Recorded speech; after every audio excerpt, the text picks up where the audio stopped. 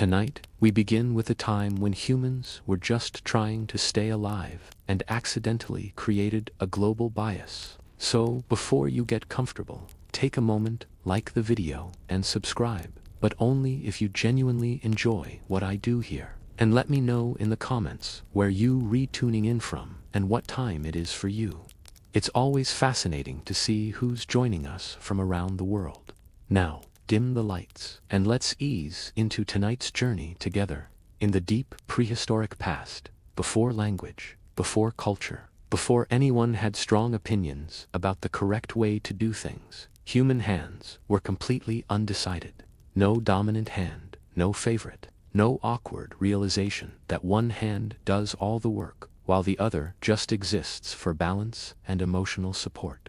Early humans lived in a world that rewarded flexibility, not preference. Survival didn't care which hand you liked better. It cared whether you could grab food, climb away from danger, and not immediately fall over. Hands were interchangeable tools, like two equally unreliable coworkers who might both fail you at any moment. If something needed grabbing, you used whichever hand was closer. If you tripped, you flailed with both. If a predator appeared, you didn't think, "Ah yes, my dominant side." You thought, "Move now." And both hands agreed enthusiastically. At this stage, symmetry mattered. Climbing trees required balance. Carrying food required even weight distribution. Running away from danger required arms swinging in a vaguely coordinated manner. Favoring one hand too strongly would have been suspiciously inefficient, like insisting on hopping on one foot because it felt more you. Tools were simple. Stones were picked up, not engineered. Sticks were used until they broke, then replaced without ceremony. There was no craftsmanship, no technique, no moment where someone said, "Actually, try striking the rock with your other hand for better results." Precision had not entered the chat. Injuries were frequent, and medicine was non-existent. If you hurt one hand and couldn't switch to the other, that was unfortunate. If you hurt one hand and could adapt, congratulations, you got to keep existing. Natural selection quietly applauded adaptability and moved on. Children grew up copying whatever worked. Adults used both hands because both hands worked. No one corrected anyone. No one cared. There were no rules, no instruction manuals, no prehistoric forum debates about whether one hand was morally superior. Handedness didn't exist because it served no purpose. Nature hadn't been given a reason to choose. Balance was safer than specialization. Generalists survived longer than specialists in a chaotic world where everything wanted to kill you or steal your food. But that calm, symmetrical phase wouldn't last, because the moment humans stopped holding tools and started making them, the body would be forced to pick a side, and one hand would quietly begin to do more work than the other. Symmetry was nice while it lasted. Two equal hands, no favorites, no pressure. Unfortunately, humans had a habit of ruining perfectly balanced situations by inventing things. And the moment our ancestors decided to make tools, instead of just grabbing whatever stick was lying around, that peaceful agreement between the hands ended immediately. Early stone tools were not forgiving. You didn't gently shape a rock into a blade. You struck it hard with precision. One bad hit didn't just ruin the tool. It sent sharp flakes flying toward your fingers, which at this point in history were very important to keep attached. Suddenly, how you struck mattered a lot. At first, people experimented. Left hand, right hand, whatever felt okay that day. But something strange happened. Using the same hand again and again made the process smoother. The strike landed where expected, the angle improved, the flake broke cleanly. Mistakes happened less often. Blood loss decreased. This was considered a major success, the brain noticed. Repeating the same motion built something powerful. Muscle memory. The body stopped guessing. Movements became automatic. And once a motion became automatic, switching hands felt wrong. Like trying to write your name with your elbow. You could do it. But why would you willingly choose chaos? Toolmaking rewarded consistency, not creativity. The most successful tool makers weren't the ones switching hands for fun. They were the ones doing the same movement hundreds of times without thinking about it. Precision beat novelty. Survival beat variety. And here's the important part. Other people noticed. Humans learn by watching. When someone made a good tool, others copied not just the tool, but the movements, the stance, the grip, the hand. Children copied adults. Adults copied whoever didn't cut themselves. Slowly, one hand started doing most of the work, not because it was better by design, but because it got better through repetition. The other hand didn't disappear.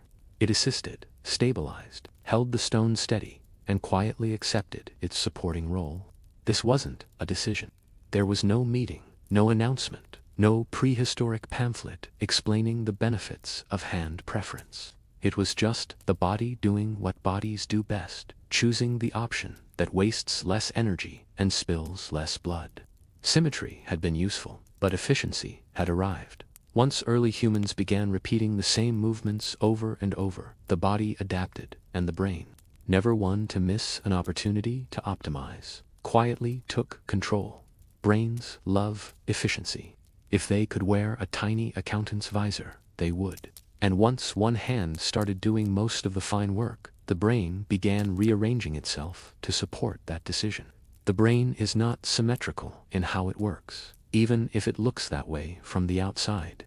Different tasks settle into different regions, and once a task finds a home, it tends to stay there. Repetitive tool-making, careful striking, and precise manipulation demanded planning, timing, and control.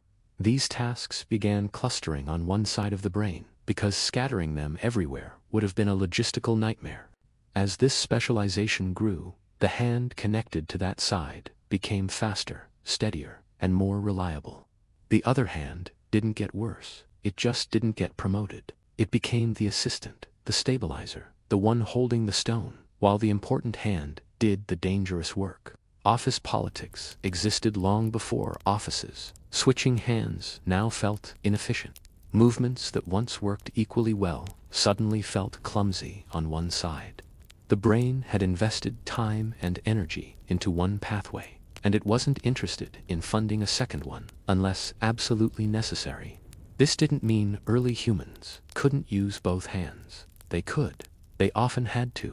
But when precision mattered, when one mistake could slice skin or waste hours of effort, the preferred hand took over. The brain had decided which side got the delicate tasks. Children growing up in this environment absorbed the pattern without realizing it. They watched adults shaping tools with one hand and copying those movements, not because anyone told them to, but because copying success felt safer than improvisation. If everyone around you used the same hand to strike stone, trying the opposite felt like deliberately choosing the harder path. Over generations, this preference began appearing earlier in life. The brain wasn't born biased yet, but it was becoming more likely to settle into the same pattern. What started as habit slowly edged toward biology. There was no grand plan behind this, just quiet neurological bookkeeping. The brain looked at what worked, doubled down on it, and ignored the side that didn't complain. One hand had become the specialist. The other became support staff, and the brain approved this arrangement without asking either hand how it felt about it. Once the brain picked a favorite, the body followed without argument. Muscles are loyal like that. Give them a job, repeat it often enough, and they'll do it automatically. No questions asked, no feedback forms submitted. This is muscle memory, and prehistoric humans leaned on it heavily. Mostly because thinking too much while hitting rocks was a great way to lose fingers. Repetition turned movement into instinct. The preferred hand struck stone again and again, learning the exact angle, force, and timing needed to split flakes cleanly. The body stopped, hesitating. The arm moved before the mind finished the thought. This was efficient. This was safe. This was the closest thing early humans had to mastery. The other hand, meanwhile, found its calling as support. It held the core stone steady. It adjusted grip. It braced. It did important work, just not glamorous work. Every operation needs someone holding things in place. And that role was filled quietly, without applause. At this point, switching hands became deeply uncomfortable. Not impossible, just wrong. Using the non-preferred hand to strike felt like trying to walk with someone else's legs. The movement was technically possible, but nothing lined up properly. Timing was off. Force was inconsistent. Results were disappointing. Blood loss risk increased. The body noticed. Muscle memory didn't care about fairness. It cared about outcomes. The hand that succeeded kept getting better. The hand that hesitated stayed behind. Over time, the gap widened. What started as a mild preference hardened into a default setting. Daily life reinforced this constantly. Cutting meat, scraping hides, carving wood. Every task repeated the same motion.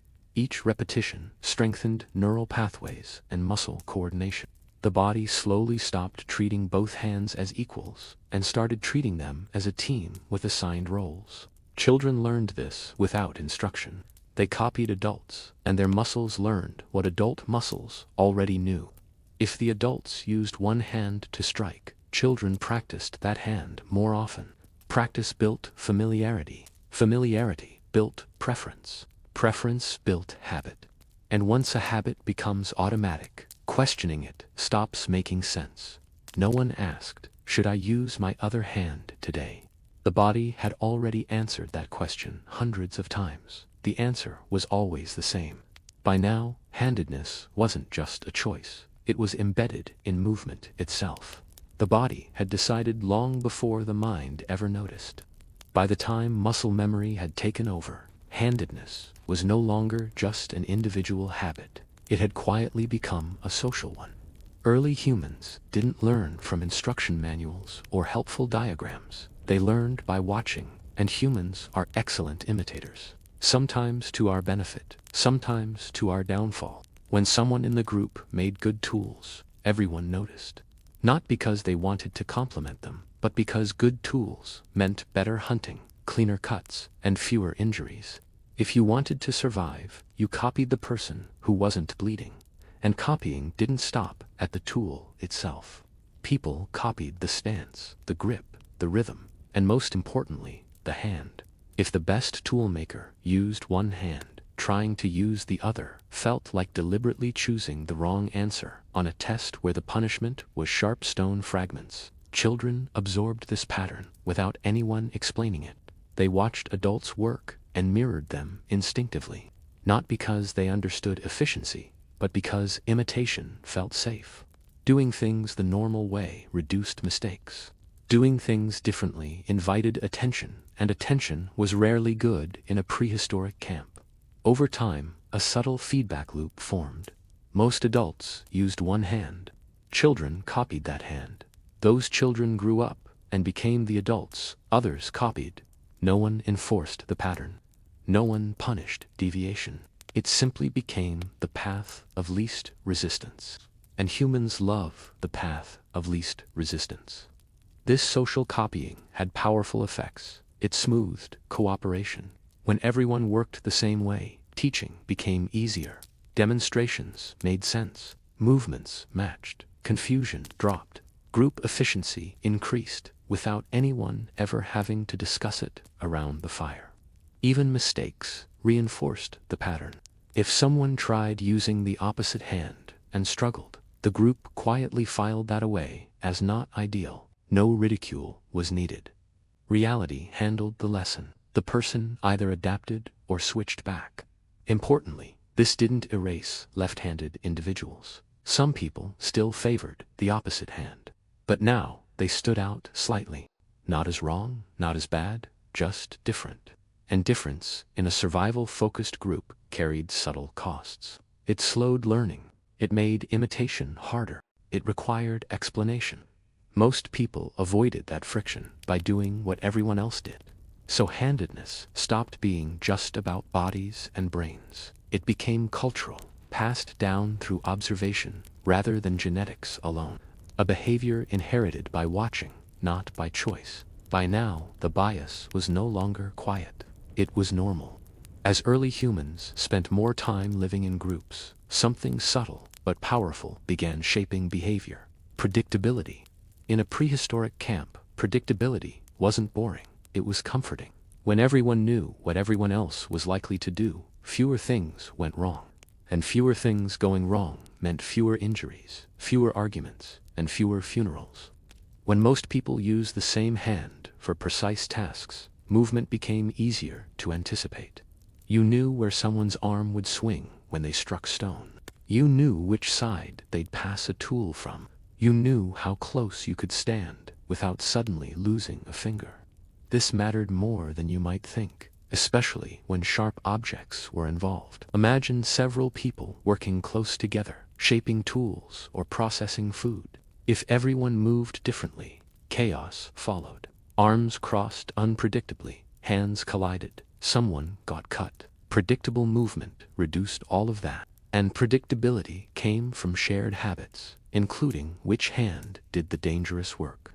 Once a majority used the same hand, coordination improved automatically. Tasks flowed more smoothly. Teaching required fewer gestures. Demonstrations made sense without explanation. The group didn't become better because anyone was smarter. It became better because everyone moved the same way. This also mattered during hunting and defense. When people stood side by side, they needed to know how others would move, which arm would extend, which direction a throw would come from, which side someone would step toward when startled. Shared handedness made group motion feel synchronized, even without conscious planning. Those who matched the group's movements fit in more easily, not socially, literally. They moved through space with fewer collisions and fewer corrections. That small advantage mattered in a world where mistakes cost energy, and energy was survival. People who didn't match weren't punished. They weren't expelled, but they stood out. They had to adapt more often. They had to explain themselves more. Their movements required adjustment from others, and in a prehistoric setting, being the one who required extra adjustment was inconvenient. So most people quietly aligned with the group, not because they were forced to, but because it worked. Humans have always favored behaviors that reduce friction. The hand that matched the group reduced friction in every sense of the word. At this point, handedness wasn't just about tools or brains. It was about moving safely among others, and predictability had become a survival trait. The group didn't choose a dominant hand. It simply drifted toward the one that caused fewer problems. If tool-making nudged humans toward a preferred hand, hunting shoved them firmly in that direction and then asked them to commit. Hunting wasn't a solo activity for long. Once early, humans began working together to bring down animals larger, faster, and significantly more annoyed than themselves. Coordination stopped being optional. Thrown weapons were the turning point. Spears, stones, and later sharpened projectiles demanded accuracy. A bad throw didn't just miss dinner, it alerted the dinner, and the dinner often responded with horns, hooves, or teeth. Precision mattered. Consistency mattered more. Throwing is not symmetrical. It relies on timing, balance, and follow-through. Repeating the same throwing motion with the same arm dramatically improves accuracy. Switching arms resets the learning curve. Early hunters didn't have the luxury of experimentation. They needed the arm that hit most often, not the arm that felt philosophically balanced.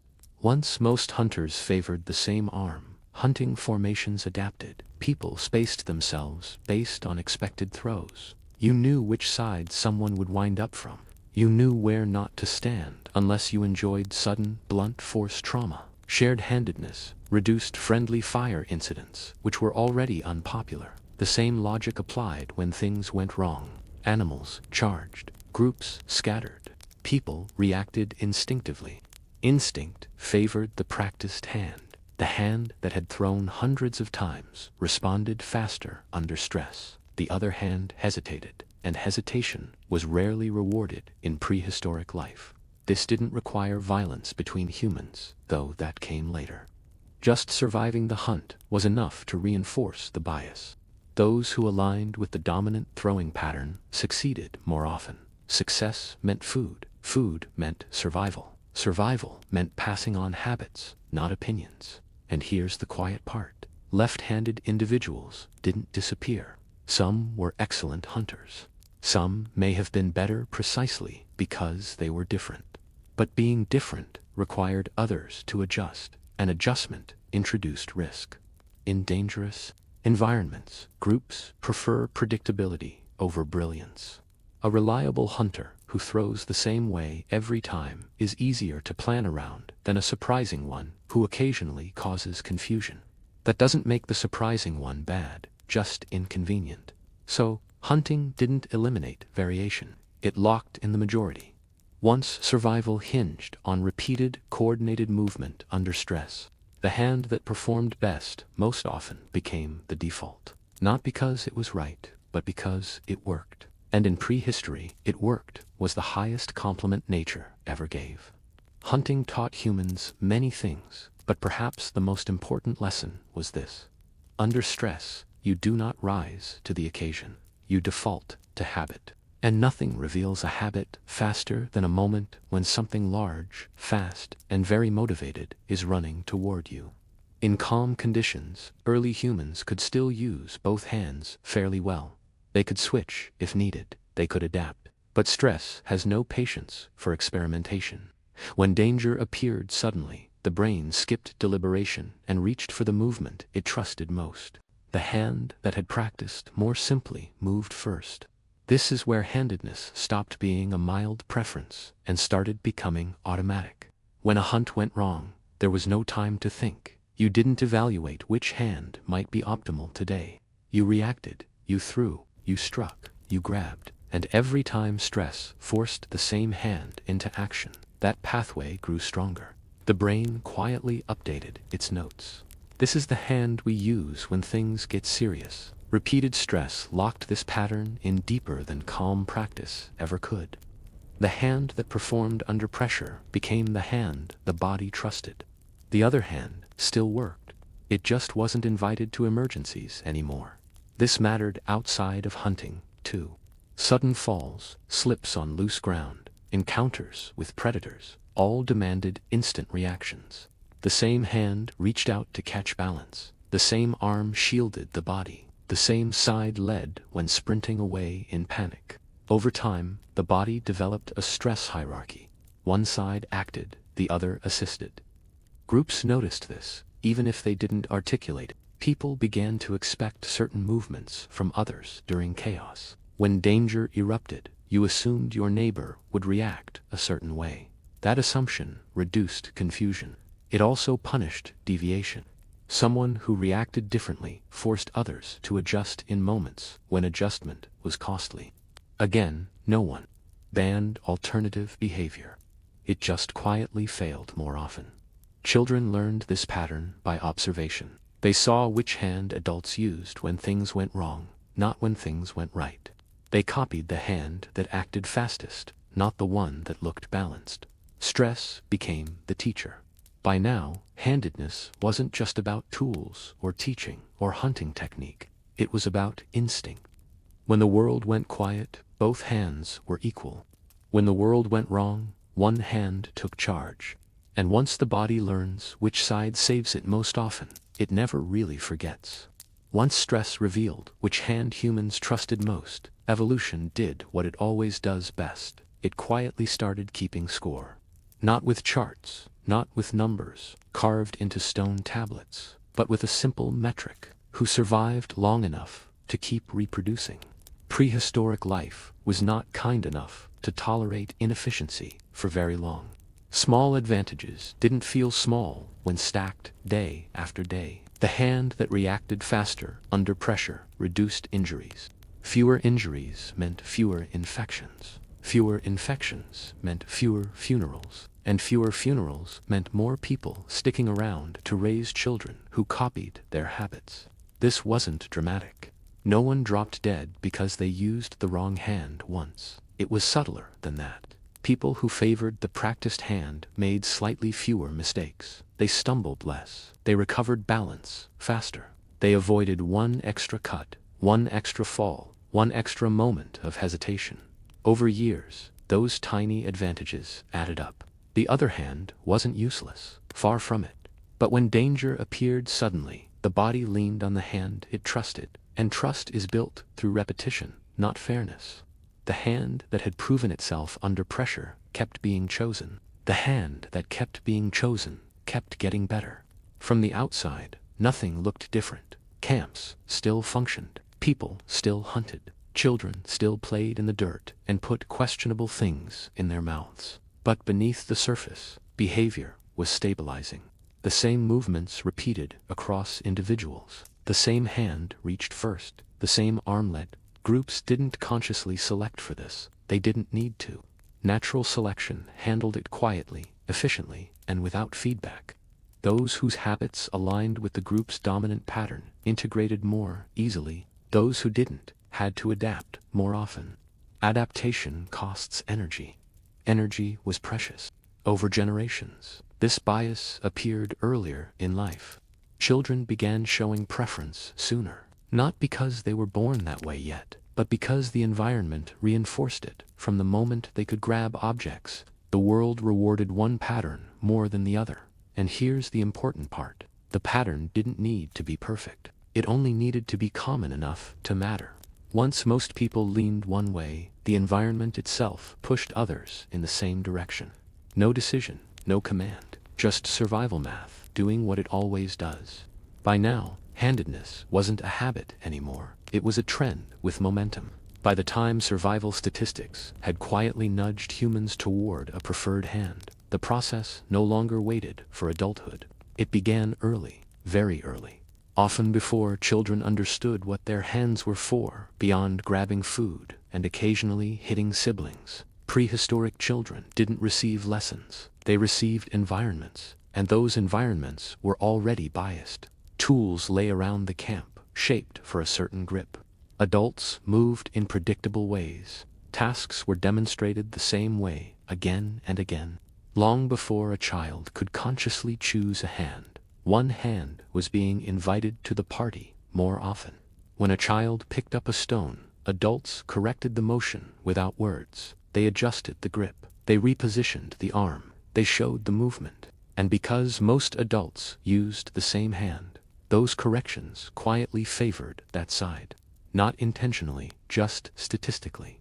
Children are learning machines with no filters. They don't ask, is this optimal? They ask, does this work? And what worked most often was what everyone else was doing. Using the same handmade copying easier. Easier meant fewer mistakes. Fewer mistakes meant fewer frustrated adults, which in prehistoric times was an underrated survival skill. As children practiced daily tasks, scraping hides, carrying food, shaping simple tools, muscle memory formed quickly. The hand used most often developed strength and coordination faster. The other hand didn't fall behind because it was weak. It fell behind because it was used less. Practice beats potential every time. This early reinforcement made handedness feel natural, even inevitable.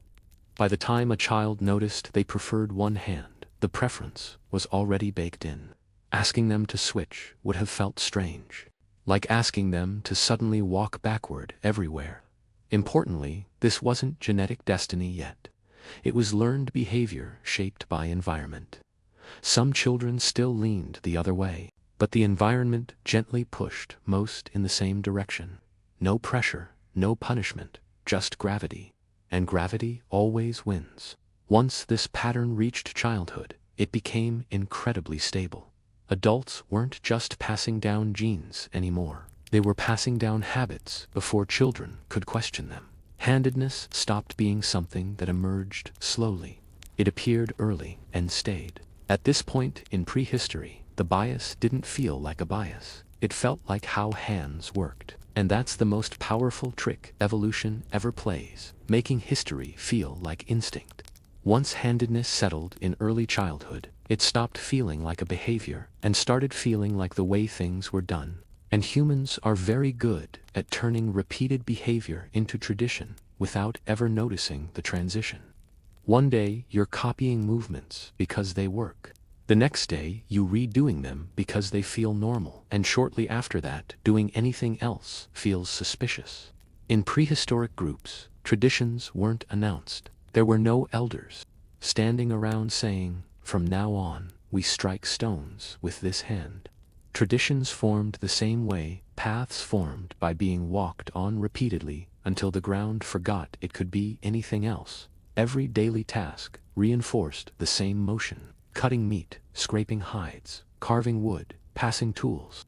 Each repetition quietly told the brain, "This is correct." The other hand wasn't wrong. It was just unnecessary. And unnecessary things tend to fade politely into the background.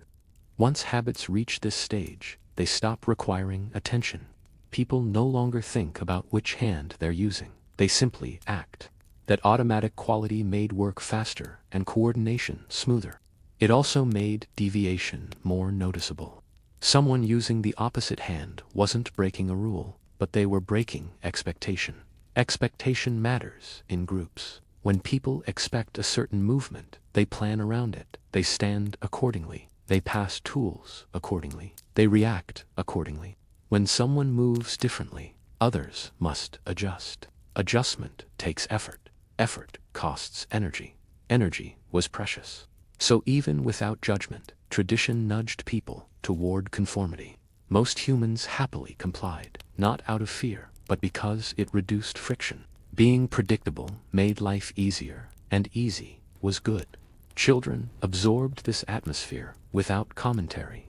They didn't learn handedness as a concept. They learned it as background noise. The way the fire was built, the way tools were held, the way bodies moved around one another. By now, handedness had crossed an important threshold. It no longer depended on immediate survival advantage. It was maintained by comfort, and comfort is powerful. Once something feels comfortable, questioning it feels unnecessary. This is how small biases survive long after their original purpose fades. They don't need enforcement. They don't need belief. They just need repetition.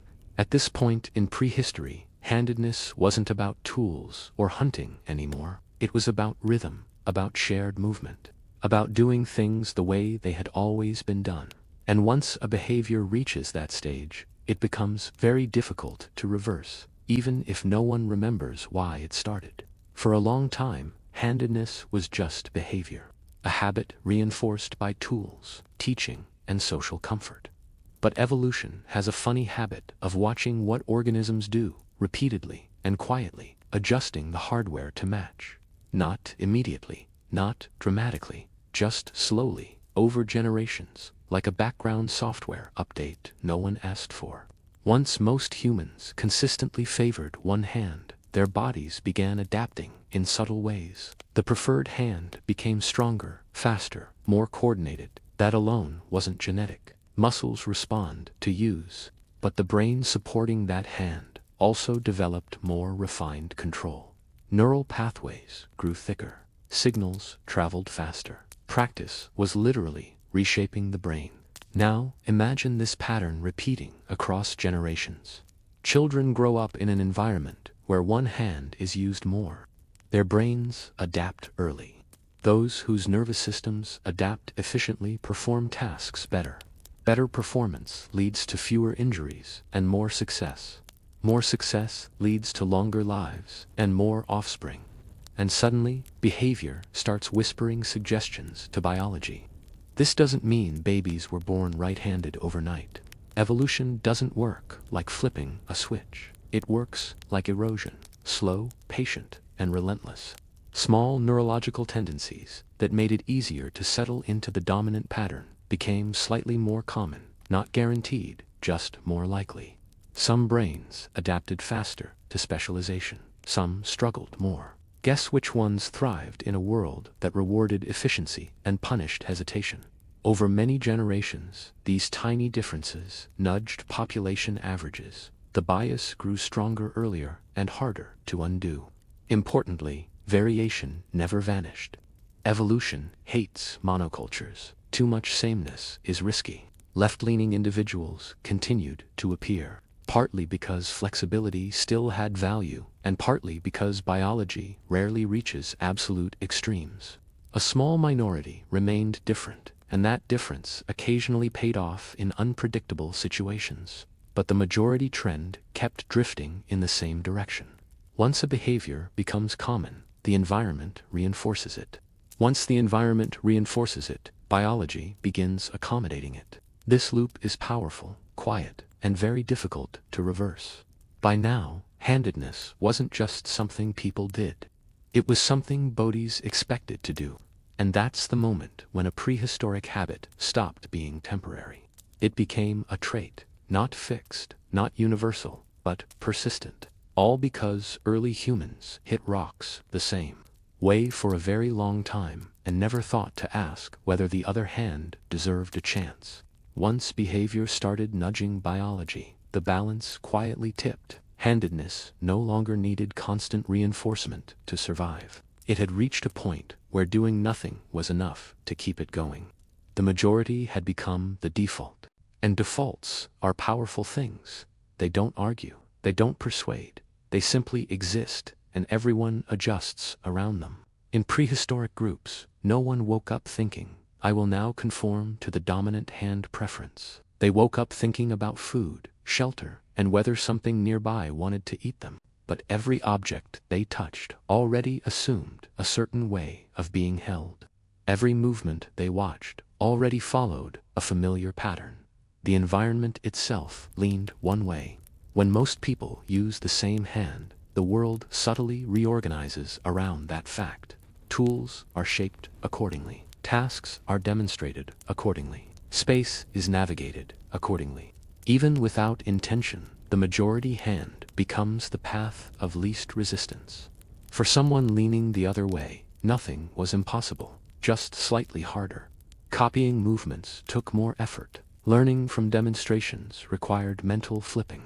Timing felt off. These weren't dramatic barriers. They were small annoyances. But prehistoric life was already full of discomfort, and humans are very good at avoiding unnecessary ones. So most people settled into the majority pattern without thinking about it. The hand that fit the world required less adjustment.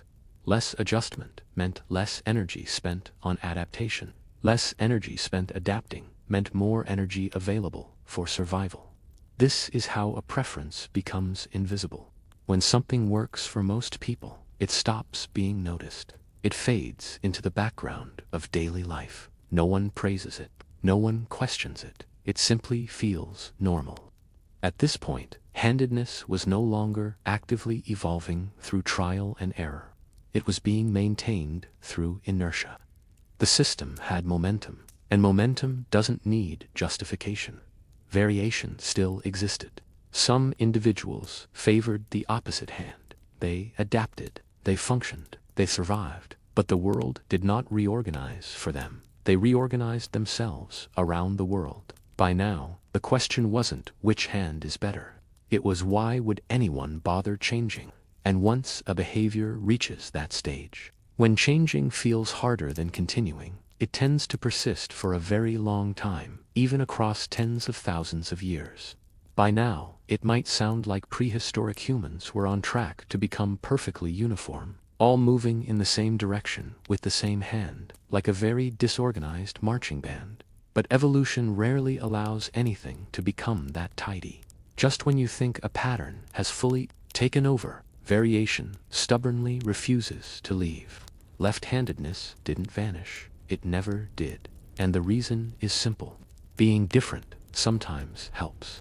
In a world where most people moved, through, struck, and reacted the same way, someone who did things differently introduced unpredictability. Unpredictability can be inconvenient for teaching, but it can be extremely useful in chaotic situations.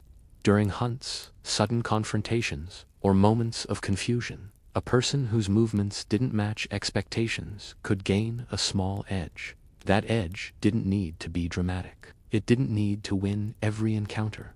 It only needed to help occasionally. Evolution doesn't require dominance. It requires persistence. Left-leaning individuals were often more flexible. They learned to adapt in a world built around the majority. They switched tasks more easily. They compensated. They adjusted. That adaptability itself was valuable in unpredictable environments. Importantly, prehistoric groups didn't persecute difference. There was no ideology attached to handedness yet. No one thought one hand was evil or cursed. That comes later. In prehistory, difference was tolerated as long as it didn't cause constant problems. And left-handed individuals usually figured out how to make things work. From an evolutionary standpoint, this balance made sense. Too much uniformity is risky. If an environment changes suddenly, a population that behaves identically can fail together. Variation provides insurance. It's nature's backup plan. So, left-handedness lingered at low levels, not common enough to disrupt coordination, not rare enough to disappear, just enough to keep the system flexible. This is why handedness never reached 100% dominance. The system stabilized instead. Most people favored one hand. A minority favored the other. The balance held. And once a trait stabilizes like that, it becomes remarkably resilient. It survives migrations, climate shifts, and technological changes. It gets carried forward simply because nothing pushes it strongly enough to change. By the end of deep prehistory, handedness had settled into a familiar pattern, mostly one way, occasionally the other, and never fully explained by anyone living through it. The bias was real, the variation was real, and both were here to stay. By the end of deep prehistory, nothing dramatic had happened to lock in handedness. There was no final moment, no turning point, no cave painting declaring one hand superior. Instead, something much quieter occurred. The bias simply stayed. What began as flexibility gave way to habit. Habit turned into tradition. Tradition nudged biology. Biology stabilized the pattern. And once that loop formed, it didn't need constant reinforcement anymore. It ran on momentum alone. Most humans now grew up favoring one hand without questioning it. They didn't know they were participating in an ancient evolutionary trend. They weren't aware they were inheriting a behavioral bias tens of thousands of years old. They just reached out, grabbed something, and kept going with their day. The environment supported this without effort. Tools felt right in one hand. Movements flowed more smoothly that way. Learning felt easier. Deviating required thought, and thought was energy. Energy was precious. So, most people didn't bother, and that's the important part. Handedness didn't win because it was optimal in some perfect sense. It won because it was good enough and already there. Evolution loves good enough. It avoids unnecessary upgrades. Left-handed individuals continued to exist quietly and persistently. Sometimes that difference helped. Sometimes it didn't. But it never disappeared because complete uniformity is dangerous. Variation kept the population resilient. When a movement felt awkward, when a tool didn't fit, when someone moved differently, that's usually how ancient traits survive. They disappear into the background until friction reminds you they're there. As humans prepared to leave prehistory behind, inventing symbols, building shelters meant to last, and eventually writing things down, they carried this bias with them. Not as a rule, not as a belief, just as a default. One hand led, the other adapted, and no one alive at the time knew why. That's how most of human evolution works. Not through grand decisions, but through small conveniences repeated until they feel inevitable. And once something feels inevitable, it tends to stick around for a very long time. Cornelia enters the story already wrapped in silence. Not the peaceful kind, but the heavy, watchful silence Rome reserves for its Vestal virgins. From the moment she is chosen, her life stops belonging to her. She wears white wool, not because it is modest, but because it is symbolic. White means untouched. Wool means old Rome, ancient Rome, the Rome that pretends nothing ever changes. Cornelia is no longer a daughter, a future wife, or even fully a person. She is a walking promise that the city will not collapse tomorrow. The vests are expected to be perfect, but never visible. Everyone knows who they are, yet no one is supposed to look too closely. They live in privilege, housed near the forum, exempt from a father's authority, allowed to own property, and escorted through the streets with ceremonial respect. And yet every step is monitored. A Vestal's virtue is not private morality. It is state infrastructure. If Cornelia fails, Rome fails. At least, that is the superstition everyone pretends not to question. Her vow lasts 30 years. 30 years without marriage, without intimacy, without the ordinary human mistakes Rome forgives in everyone else. Senators cheat openly. Generals father children across provinces. Even the gods misbehave constantly. But a Vestal must remain untouched, or else the universe itself is supposedly offended. This is not faith, it is pressure disguised as holiness. Cornelia's daily life is rigid but quiet, tending the sacred fire, performing rituals few fully understand, reciting formulas older than memory. There is no applause for doing it right, only punishment if something goes wrong. The fire goes out, a beating, a rumor spreads, an investigation. Rome is not interested in certainty, only reassurance. And reassurance requires a scapegoat when anxiety rises. By the 1st century, before the Common Era, Rome is already nervous. Civil wars, political assassinations, collapsing traditions, old morals are preached loudly, precisely because fewer people believe in them. In this climate, the Vests become symbols again, dragged back into the spotlight whenever the state feels threatened. Cornelia does not choose this role. What matters most is not who Cornelia is, but what she represents. She is expected to be spotless in a city that is anything but. Her body becomes a boundary Rome draws to convince itself that order still exists somewhere, and boundaries once drawn invite testing. Long before accusations surface, Cornelia is already standing on a fragile line. All it takes now is suspicion, and Rome is very good at that. Cornelia did not volunteer to become a Vestal virgin. No one ever did. Selection happened early, usually in childhood, when a girl was young enough to be shaped and old enough to understand fear. Priests chose carefully, healthy body, respectable family, no visible flaws. Rome wanted symbols that looked convincing. Once chosen, consent was a formality. Refusal was not really an option. The gods had allegedly spoken. Parents smiled through clenched teeth. A daughter was taken, and the family gained honor in exchange for absence. For Cornelia, the transition was abrupt. One day, she belonged to a household governed by a father. The next, she belonged to the state. The Vestals lived apart, removed from ordinary Roman rhythms. No marriage negotiations, no domestic duties, no children. Freedom, technically, but only if freedom means being watched by everyone and trusted by no one. The Vestal house was both sanctuary and cage. Training was relentless. Rituals had to be memorized perfectly, movements repeated until muscle replaced thought. Mistakes were not framed as learning experiences, they were omens. A mispronounced prayer could mean divine displeasure.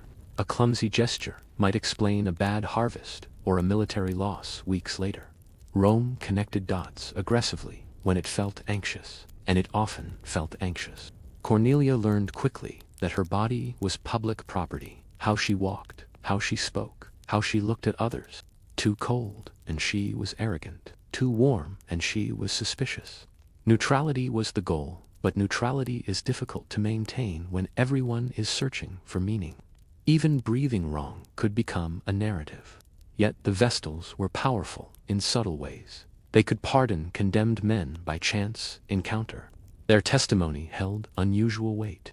They sat in places of honor at public games. Rome respected them because it feared what would happen without them. That fear was both protection and threat. Reverence can turn into violence when disappointment arrives. Cornelia grows into her role as the city grows more unstable. Political rivalries intensify. Public morality becomes performance art. Everyone talks about virtue because everyone suspects its absence. In this environment, the Vestal virgins become less like priestesses and more like stress indicators. When things go wrong, people look at them first. Cornelia understands this long before her name is spoken aloud. She watches other vessels disciplined for small errors. She hears whispers about earlier trials, about punishments buried rather than discussed. The message is clear. Purity is not something you are, it is something you must constantly prove. And proof in Rome is often decided after the fact. Cornelius's fall does not begin with evidence. It begins the way most Roman scandals do, with murmurs, a look held too long, a favor granted too easily, a man seen leaving a place he should not have been near. In Rome, rumor is not background noise. It is a political tool, a form of entertainment, and occasionally a weapon sharpened for convenience. Truth is optional, repetition is not. By the late 1st century, before the Common Era, Rome thrives on accusation. The Republic is fraying, and everyone senses it. When institutions weaken, moral panic fills the gap. People want explanations for disasters, defeats, and unease. And explanations are much easier when they wear a human face, preferably a female one, sworn to impossible standards. Cornelia's name begins circulating quietly, not shouted, whispered, which is worse. Loud accusations demand proof. Whispers invite imagination. A Vestal accused of breaking her vow is the perfect storm. Sacred betrayal, sexual scandal, divine anger, and political distraction rolled into one. It does not matter whether the accusation is true. It matters that it feels useful. Rome tells itself that the Vestals are above suspicion. In practice, they are under permanent surveillance. Their interactions are monitored, their movements recorded, their friendships judged. Cornelia likely senses the shift. Before anything official happens, the smiles grow tighter, the glances linger. Silence becomes interpretive. At this stage, nothing concrete is required. Roman law allows suspicion to harden into assumption. If the gods seem displeased, someone must be responsible. Crops fail. Omens appear. A fire behaves strangely. None of these things need direct connection to Cornelia. The logic runs backward. Something is wrong. Therefore, someone must have sinned. Therefore, someone will be found. The most dangerous part is that Cornelia cannot defend herself in ordinary ways. She cannot explain private behavior because she is not supposed to have any. She cannot point to a husband or household to vouch for her because she has neither. Her virtue is assumed until it is questioned. Once questioned, it becomes nearly impossible to prove. Rome claims to revere purity, but what it really worships is control. A Vestal's body is symbolic territory. Accusing Cornelia is not just about her. It is about reminding everyone that sacred roles exist only as long as the state allows them to. Rumor becomes rehearsal. The city is testing how ready it is to condemn. By the time the accusation is spoken aloud, Cornelia's fate is already leaning in one direction. Trials in Rome rarely begin with neutrality. They begin with a story people have already decided to believe. When Cornelia is formally accused, Rome pretends to be shocked. This is theater. Everyone has already rehearsed the outrage in private. The charge is simple and devastating. Violation of the Vestal vow of chastity. There are few crimes in Rome more symbolically explosive. A Vestal's impurity is not treated as a personal failing. It is treated as a crack in the cosmic order. Cornelia is no longer a woman on trial. She is a bad omen with a pulse. The proceedings are led by the College of Pontiffs, men who are both priests and politicians. This matters. The trial is not about discovering truth, but restoring confidence. Rome does not need certainty. It needs closure. And closure, in religious cases, often looks like punishment rather than proof. Cornelia is allowed to speak, but only within strict limits. She cannot cross-examine accusers. She cannot demand evidence in a modern sense. Roman law, especially sacred law, operates on reputation, interpretation, and perceived sincerity. How she speaks matters more than what she says. Calm can look cold. Emotion can look guilty. Silence can look arrogant. There is no winning posture. Witnesses are vague. Testimony relies on implication rather than fact. A man was seen nearby. A routine was broken. A gesture was misread. Each fragment alone means nothing. Together, they create a story. and Rome loves stories that explain its fears.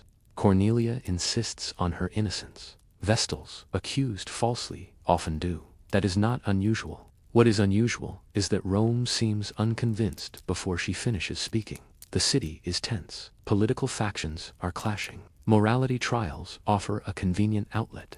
Punishing a Vestal reassures the public that the gods are still being managed, that corruption has boundaries somewhere.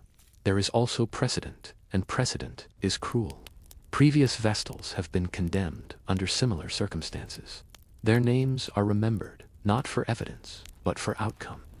Once the charge is credible enough to be public, acquittal becomes dangerous. If Cornelia is innocent, then Rome has been wrong. If Rome is wrong, then the gods may be angry for reasons no one controls. It is safer to be decisive than accurate. The atmosphere is heavy with inevitability. Cornelia stands alone in ceremonial white, surrounded by men whose authority depends on her conviction making sense. Her life is weighed against public anxiety, and anxiety usually wins. By the time judgment approaches, the question is no longer whether Cornelia broke her vow. The question is whether Rome can afford to believe that she did not. The punishment for a condemned vessel is designed to look merciful while being anything but. Rome cannot spill the blood of a sacred virgin. That would be impious. Instead, it invents a workaround that satisfies religion, law, and cruelty all at once. Cornelia is sentenced to be buried alive. Officially, the gods take responsibility. After that, Rome washes its hands. The ritual is carefully choreographed. There is no shouting crowd, no public spectacle in the arena. This is not entertainment. It is solemn, almost embarrassed. Cornelia is led in silence through the streets, escorted like an honored guest rather than a criminal. The city watches anyway. It always does. Respect and fear blur into something deeply uncomfortable. She is taken to a small, underground chamber just outside the city boundary. Rome is precise about geography when it comes to guilt. The chamber contains a bed, a lamp, a little food, a little water, enough supposedly to prove that Rome did not kill her. What happens next is framed as divine judgment. The logic is delicate and absurd. Cornelia is not executed. She is abandoned before she descends. The Pontifex Maximus performs prayers. The language is formal, detached. This is not about Cornelia as a person. This is about restoring balance. The gods must be appeased. The city must move on. If she is innocent, the gods will intervene. If not, then justice has been done. Either way, Rome wins. Cornelia says little, according to later accounts. Some claim she protests. Others insist she walks calmly, dignified, to the end. The truth is unknowable, filtered through generations of moral storytelling. What matters is how Rome remembers her final moments. Silence becomes virtue.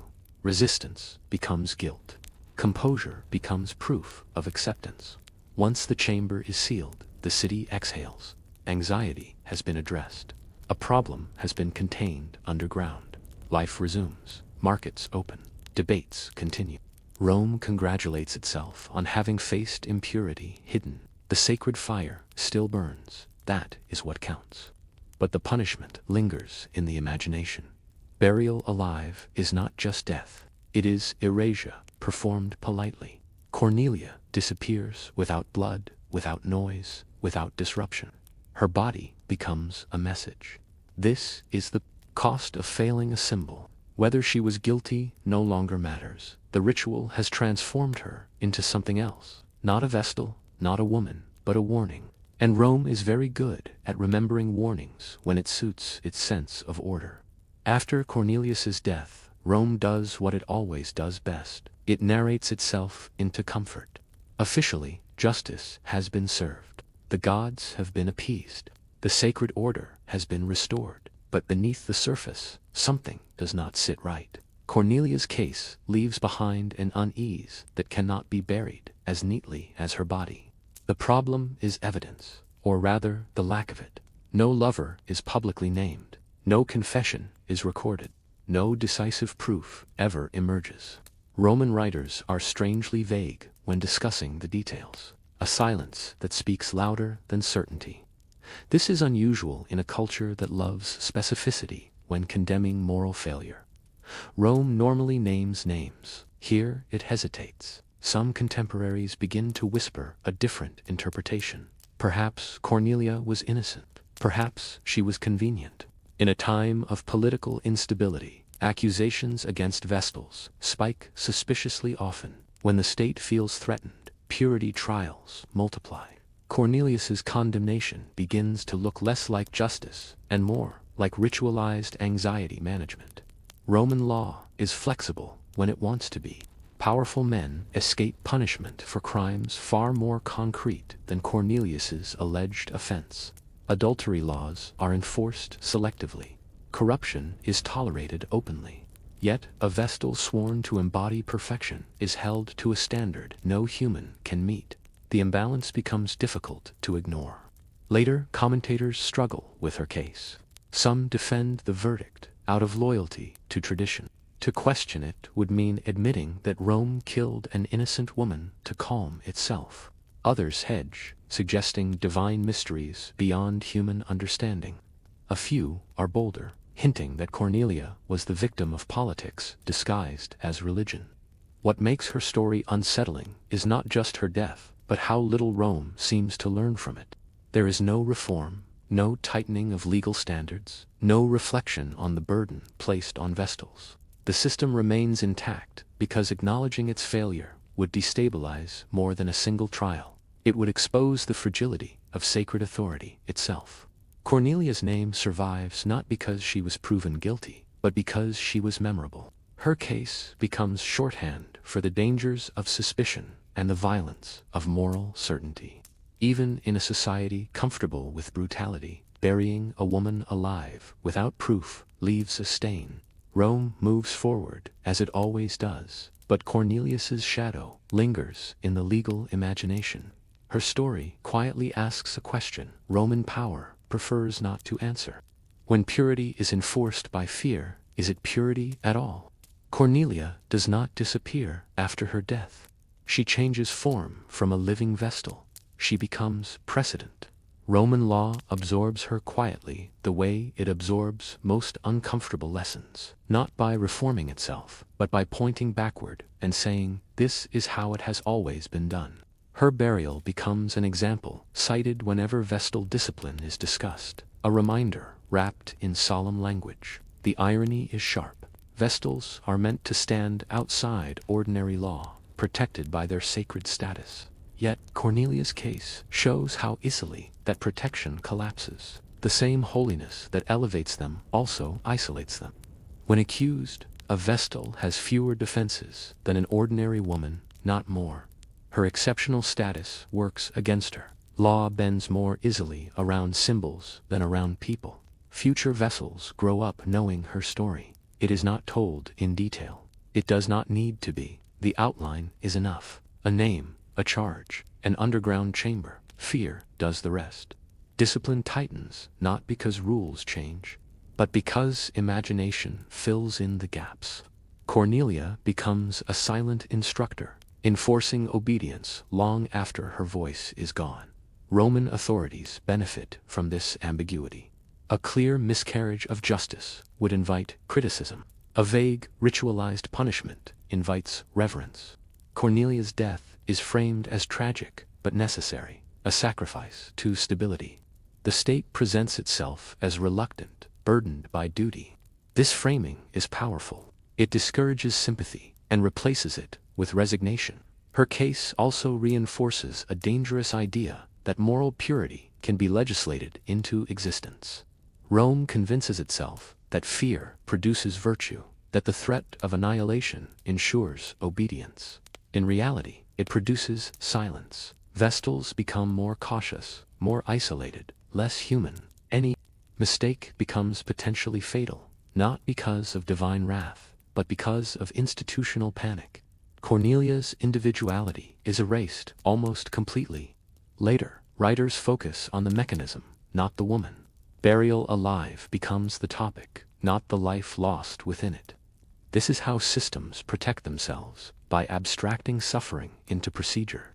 And yet, the discomfort never fully goes away. Cornelia's story is retold precisely because it unsettles. It exposes the gap between Rome's moral self-image and its actions. A society confident in its justice does not need to kill its symbols quietly. In turning Cornelia into law, Rome reveals its priorities: order over truth, stability over mercy, ritual over humanity. Her body becomes a boundary marker, warning others not to cross lines that were never clearly drawn. And in that transformation, Cornelia stops being a vestal and becomes something more enduring. A question Rome never quite manages to silence. Long after Cornelia's body is sealed away, her story continues to move through Roman memory in an uncomfortable half-light. She is remembered, but never clearly, not as a heroine, not as a villain, just as a case. And that ambiguity is precisely why she lingers. Rome is excellent at celebrating certainty. It is far less comfortable with doubt that refuses to disappear. Writers who mention Cornelia do so cautiously. Some repeat the official version, carefully neutral, as if copying from a legal notice. Others soften the edges, emphasizing her dignity, her composure, her silence. These details are not accidental. They allow later Romans to admire her without questioning the system that destroyed her. Tragedy is acceptable, error is not. But beneath these polished retellings, skepticism grows. If Cornelia was truly guilty, why is the evidence never clearly stated? If the gods were satisfied, why does her story keep resurfacing? Rome rarely dwells on resolved matters. It revisits unresolved ones obsessively. Cornelia becomes a moral ghost, appearing whenever questions of religious authority and legal cruelty intersect. Her case also exposes a deeper contradiction in Roman thinking. The city prides itself on rational law, on procedure, precedent, and civic order. Yet in Cornelius's trial, emotion, fear, and symbolism dominate. The law does not weigh facts, it weighs anxiety. The more Rome insists on its rationality, the more Cornelius's fate undermines the claim. Over time, she begins to attract sympathy, especially in periods when Rome itself feels morally uncertain. When civil wars erupt, when emperors abuse religious authority, when purity laws are weaponized again, Cornelia's story feels uncomfortably familiar. She becomes less an isolated tragedy and more a warning about what happens when institutions confuse control with virtue. Even the punishment itself troubles later sensibilities. Burial alive is framed as pious restraint, but its cruelty is undeniable. It is slow, it is silent. It is designed to hide responsibility behind ritual. That design becomes increasingly hard to defend as Roman thinkers begin cautiously to reflect on justice as something more than tradition. Cornelia's afterlife is not divine, it is intellectual. She survives as doubt embedded in history, a reminder that sacred law can destroy the very values it claims to protect. Rome never formally apologizes, it never reopens the case, but it never fully lets her go either. And that unresolved tension is her final legacy. Cornelia does not return as proof of guilt or innocence. She returns as discomfort, as the quiet question Rome never answers. What if order was preserved at the cost of truth? Cornelia's story ends without resolution, and that is precisely why it endures. Rome wanted her case to close a wound. Instead, it left a scar. The trial, the punishment, the silence afterward were all meant to restore confidence in divine order and civic discipline. Yet, the lingering uncertainty surrounding her guilt undermines that goal. The system that relies on fear rather than clarity may function, but it does not convince. What Cornelia represents in the end is not chastity or sacrilege, but the danger of turning morality into spectacle. Rome believed that by destroying one symbol of impurity, it could cleanse itself. But symbols are fragile things. Once broken, they do not reassure, they haunt. Cornelia becomes a reminder that purity, enforced by violence, is not purity at all, but performance backed by terror. Her case also exposes how justice shifts when the accused is required to embody perfection. Ordinary Romans are allowed contradiction. Vestals are not. The moment doubt enters the picture, innocence becomes irrelevant. Cornelia is punished not because she is proven guilty, but because the idea of her guilt is too destabilizing to ignore. Rome chooses certainty over truth, ritual over mercy. Centuries later, her story still feels uncomfortably modern. Institutions continue to demand symbolic figures to reassure anxious societies. When systems fail, individuals are often sacrificed to preserve appearances. Cornelia's trial shows how easily law bends when it serves emotional needs rather than ethical ones. The procedures look solemn, the outcome feels inevitable. Responsibility dissolves into tradition. There is no moral triumph here, no clear lesson neatly wrapped. That is why Cornelia matters. She forces us to sit with ambiguity, to recognize how often power disguises fear as virtue, how often silence is mistaken for consent, how icily justice becomes theater when authority feels threatened. Rome survives. Cornelia, of course. Empires always survive individuals. But survival is not the same as righteousness. Cornelia's name outlives the men who condemned her, because her story exposes something fragile at the heart of Roman confidence. The law that claims to protect order can also destroy innocence without ever admitting it has done so. In the end, Cornelia is not remembered for what she did, but for what Rome did to her. And that reversal is quietly devastating. Her story asks a final, unresolved question, one Rome never answers, and history keeps repeating. When a society punishes someone to preserve its image, who is really on trial? Roman baths were never just about washing dirt off the body. They were about being Roman. From the moment you stepped through the entrance, it was clear this was not a private activity or a quiet routine. Baths were loud, crowded, steamy, and unapologetically social. If you wanted solitude, you stayed home. If you wanted to exist in Roman society, you went to the baths. Most Romans visited nearly every day, not because they were obsessed with hygiene in the modern sense, but because the bathhouse was where life happened after midday. It was where you relaxed, showed off, listened, watched, and were watched in return. Missing the baths meant missing conversations, deals, rumors, and subtle shifts in public opinion. In a city obsessed with status, absence could be noticed just as much as presence. The architecture alone made a statement. Massive halls, vated ceilings, marble floors, painted walls, and statues everywhere. Even ordinary citizens bathed in surroundings that looked imperial. This was intentional. The baths were a message carved in stone. Rome provides. Emperors poured enormous resources into bath complexes because nothing advertised power better than hot water flowing freely to the masses. Bread and circuses mattered, but warm baths every afternoon created loyalty on a daily basis. Inside, the atmosphere was anything but serene. Slaves hurried back and forth. Vendors sold snacks, oils, and drinks. Voices echoed off stone walls. Philosophers argued. Politicians listened more than they spoke. Athletes stretched. Old men complained. Young men pined. Everyone was naked. But no one was equal. Status followed you even into steam and sweat. Bathing followed a loose routine, but rules were flexible. You exercised, scraped sweat and oil from your skin, moved through hot rooms, warm rooms, and cold plunges. But the order mattered less than the interactions along the way. Conversations began in one room and ended in another. A joke overheard in the steam could become gossip by the time you hit the cold pool. Cleanliness was almost secondary. The real function of the baths was connection. Information flowed faster here than anywhere else in the city. If something was happening politically, socially, or scandalously, it surfaced in the baths first. The water washed bodies, but the space exposed people. And in Rome, being exposed was never neutral. Once inside the baths, Rome's social hierarchy did not disappear. it simply changed clothes.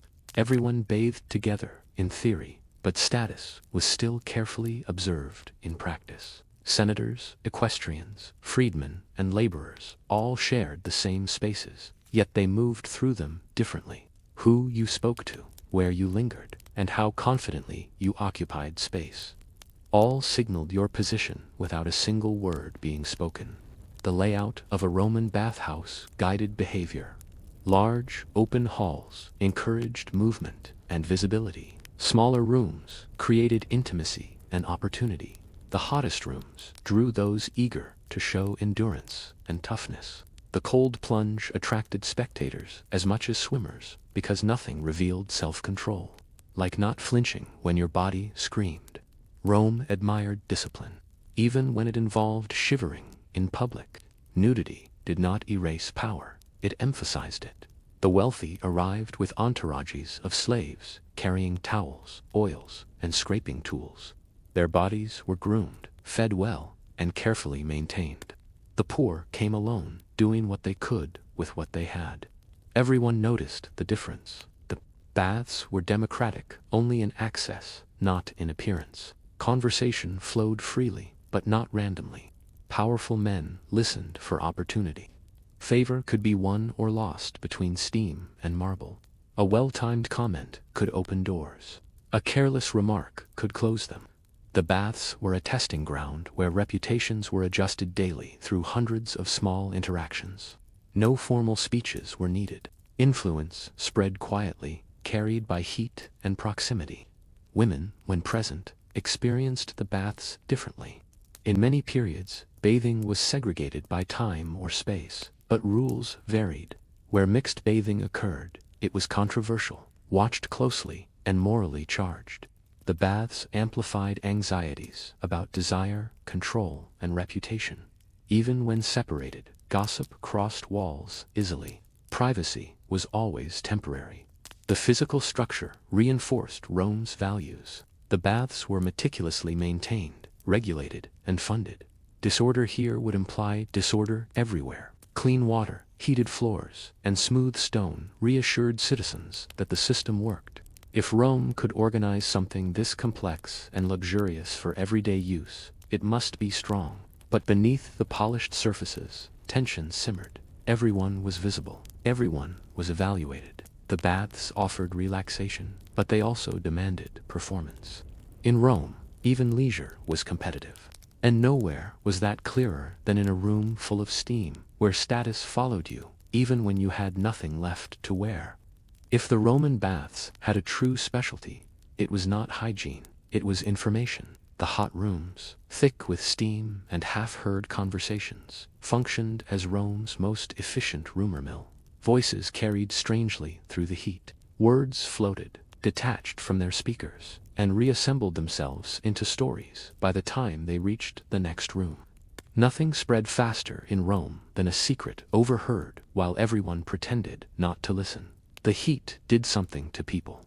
It loosened tongues as effectively as wine, but with better acoustics. Men complained about rivals, boasted about connections, hinted at promotions, and leaked just enough detail to seem important. No one announced news directly that would look desperate. Instead, they let it slip casually, knowing someone else would carry it onward. Politics thrived here. Senators did not make speeches in the baths, but they paid close attention. Alliances were tested in small talk. Reactions were measured carefully. A raised eyebrow could matter more than a vote in the forum. The baths offered plausible deniability. If something backfired, it was only chatter. If it succeeded, it was influence. Scandals found fertile ground in steam.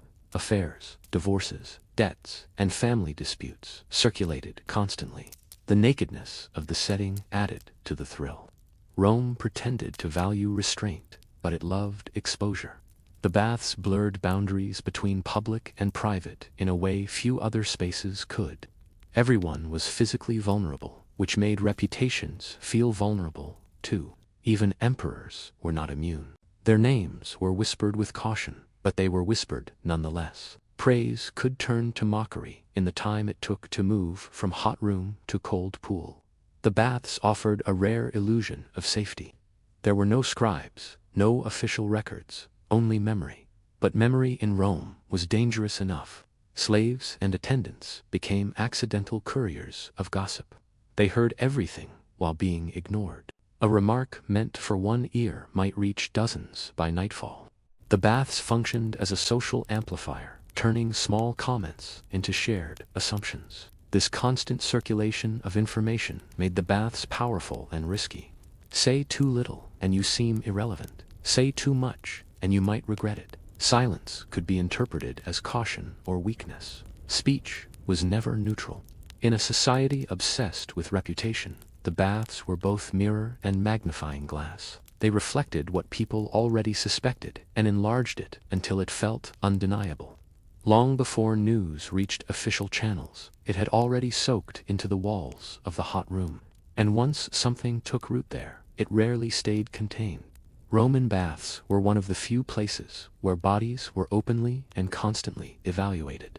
This was not accidental. The culture admired physical discipline, health, and control, and the bathhouse put all of it on display. Strength, scars, posture, and confidence were read like text. A body told a story before its owner ever spoke. Athleticism mattered. Men who exercised before bathing did so in full view, stretching, lifting, sparring, or running. Sweat was proof of effort. A well-trained body suggested moral strength, self-control, and readiness for public life.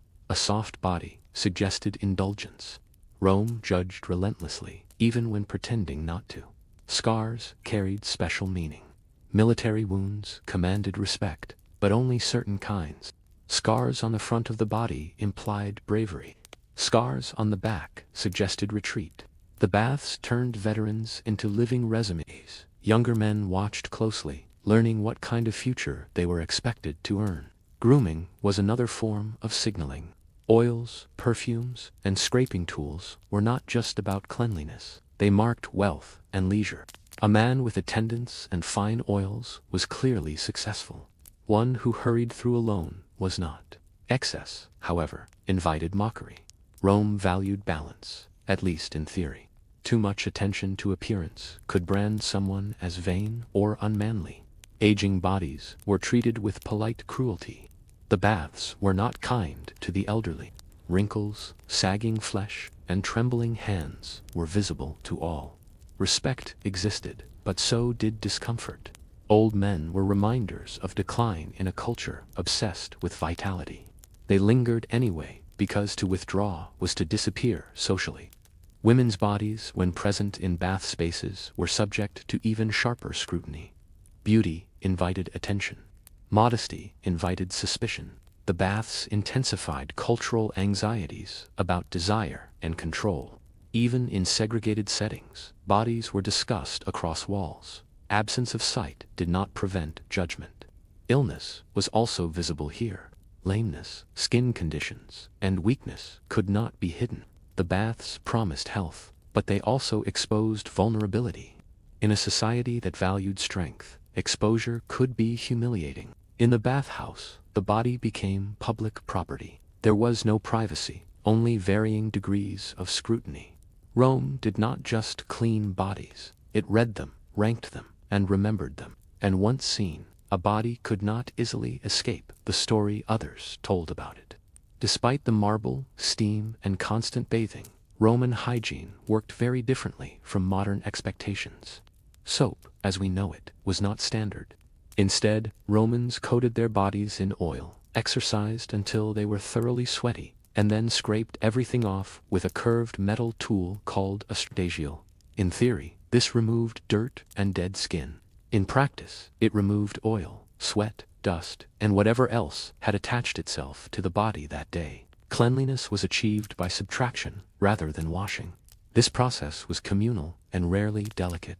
Scraping could be rough, especially when done by slaves who were paid for speed, not gentleness. The removed mixture collected on the floor where it was swept away, along with hair, skin flakes, and general grime. The baths were cleaned regularly, but not obsessively. The idea that Roman baths were pristine is a modern fantasy. They were functional, busy, and often messy. The water itself was reused. Pools were drained periodically, not constantly refreshed. Hot rooms encouraged sweating, which meant bodily fluids circulated freely. Cold plunges offered relief, but also shared whatever the previous bathers brought in with them. Romans accepted this without much concern. Cleanliness was about feeling refreshed and socially present, not eliminating microbes no one knew existed. Public health was not the goal. Social participation was bathing made you acceptable, not sterile. A person who smelled strongly or skipped the baths entirely was considered neglectful or antisocial. The baths set the baseline for normally, not perfection. Ironically, this shared hygiene reinforced social bonds. Everyone endured the same conditions. Complaints about water temperature, slippery floors, or overzealous scrapers became conversation starters. Shared discomfort created familiarity. The baths were not luxurious retreats. They were lived-in spaces. Perfumes played an important role here. Strong scents masked unpleasant realities and doubled as status symbols. Exotic oils advertised wealth and connections. Smell became another social signal layered over sight and speech. From a modern perspective, Roman bath hygiene seems questionable. From a Roman perspective, it worked well enough. People bathed frequently, felt refreshed, and maintained social cohesion. Disease existed, but it was not linked to bathing in their understanding. What mattered was participation. The baths did not aim to eliminate dirt entirely. They aimed to reset the body socially. After scraping, oiling, and plunging, you emerged acceptable again. And in Rome, acceptability mattered far more than being truly clean. The Roman baths were officially apolitical spaces. In reality, they were anything but. Politics simply changed tone here. Instead of speeches and laws, influence flowed through proximity, timing, and carefully casual conversation. A chance meeting in the warm room could matter more than a formal appointment. The baths offered access without paperwork. Men of power used the baths strategically. Arriving at the right hour ensured the right audience. Lingering near certain pools signaled openness to conversation. Leaving early could send a message. Nothing was accidental, even when everyone pretended it was. The informal setting allowed discussions that would be dangerous in official spaces. Aspiring politicians learned quickly. Speak just enough to be remembered. Laugh at the right jokes. Agree without committing. The baths rewarded subtlety. Blunt ambition looked crude here. Influence worked best when it felt effortless. A nod from a senator in steam could elevate a career. Being ignored could end one. Even emperors understood the value of the baths. Some attended publicly, reinforcing their image as accessible leaders. Others avoided them, creating mystique. Either choice was political. The baths were one of the few places where social mixing felt natural, making them powerful tools for image management. Rumors tested political waters. A controversial idea could be floated lightly, gauged by reaction, then withdrawn or amplified accordingly. If people nodded, it moved forward. If they frowned, it vanished. The BS acted as an unofficial focus group for policy and power. Conflicts also simmered here. Rivalries did not pause for leisure. Insults were veiled, never explicit. A pointed joke, a deliberate snub, a remark delivered just loudly enough to be overheard. Violence was rare, but tension was constant. Everyone knew who disliked whom long before it became public. The presence of slaves and attendants complicated everything. They were invisible, but everywhere. Politicians spoke carefully, knowing words might travel. Yet they also relied on these same attendants to spread favorable impressions. Information moved both ways. The baths blurred boundaries between public service and personal ambition. Deals were not signed here, but they were shaped. Alliances were not announced, but they were felt. Rome liked to imagine its politics as rational and procedural. The baths exposed the truth. Power was social before it was legal. By the time men left the pools, many decisions had already been made. The forum would merely formalize what steam and stone had quietly arranged. In Rome, politics did not begin with law. It began with conversation. And nowhere was conversation more potent than in warm water. Roman baths promised relaxation, but they also stirred anxiety. Any place where bodies gathered, rules softened, and conversations flowed was bound to worry moral authorities. Pleasure made Rome uneasy, especially when it could not be neatly regulated. The baths embodied this tension perfectly. They were essential to civic life and constantly suspected of encouraging excess. Flirtation thrived in the steamy air, glances lingered, compliments slipped out more easily when everyone was naked and warm. Even when men and women bathed separately, the proximity alone fueled imagination. Walls did little to contain desire. Gossip crossed them effortlessly.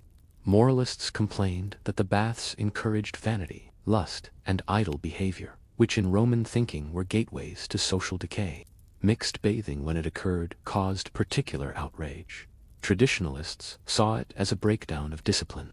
Supporters framed it as harmless modernity. The debate was less about actual behavior and more about control. Who was allowed access to whose body and under what circumstances mattered deeply in a society obsessed with hierarchy. Philosophers weighed in with predictable discomfort. Some argued that the baths softened men, making them less suited for hardship and war. Others warned that constant pleasure eroded virtue. Yet few of these critics gave up bathing themselves. Condemnation rarely led to abstinence. The baths were too useful, too ingrained, too popular to abandon. Authorities responded with rules that were enforced unevenly.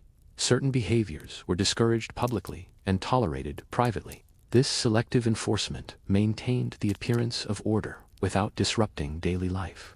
Rome specialized in this balance. Moral panic was allowed as long as it did not interfere with routine.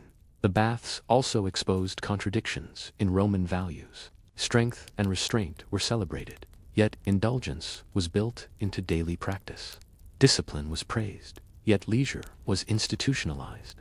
The baths sat at the intersection of these conflicting ideals, making them both beloved and suspect. For many Romans, the appeal lay precisely in this ambiguity.